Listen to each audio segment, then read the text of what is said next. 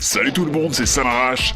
Tu as envie de découvrir de nouvelles saveurs, de mettre tes papilles à l'épreuve? Oh oui, qu'est-ce qu'on mange? Au menu aujourd'hui, je t'offre des spécialités surprenantes venues des quatre coins de la planète. Crêpes de sang, sauterelles grillées, cerveau de cochon. À chaque pays sa spécialité. Alors, attention au choc des cultures pour ce nouveau top. Le top 5, les aliments les plus bizarres au monde.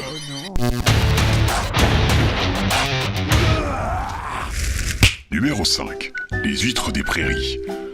Attention à son intitulé piégeux, car en fait, il n'est pas du tout question d'huîtres. Ces autres appellations t'aideront peut-être à te mettre sur la piste.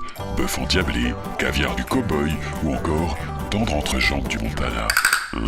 Tu commences à comprendre, car oui, il s'agit en fait de testicules de taureau.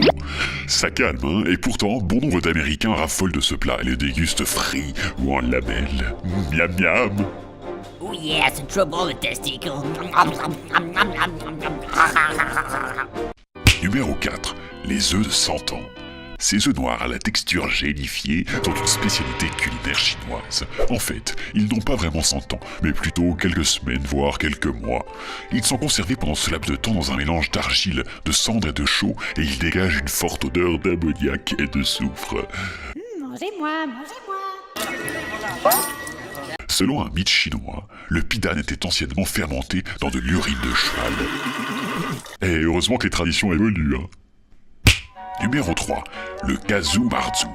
Ce fromage de mouton crémeux et mou semble attirant à première vue, mais son nom casu marzu signifie littéralement fromage pourri. Eh ben ça sent bizarre en Sardaigne, hein. On devine aisément de quoi il s'agit.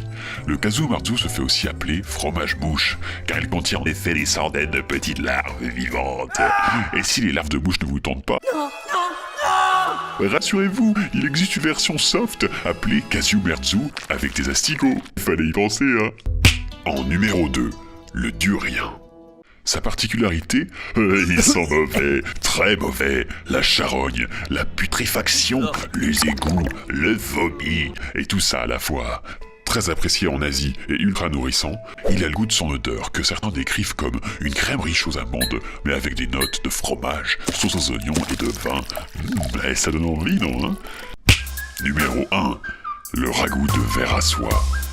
Le ragoût de verre à soie est une spécialité coréenne. La consistance, croquante et moelleuse à cœur, a un goût de noisette. Bon, son aspect n'est pas très ragoûtant. Je vais vomir. Mais selon certains spécialistes, l'entomophagie, le fait de manger des insectes, pourrait résoudre la faim dans le monde et offrirait une excellente alternative à l'élevage. Et vivement le menu best-of McGrillon, hein!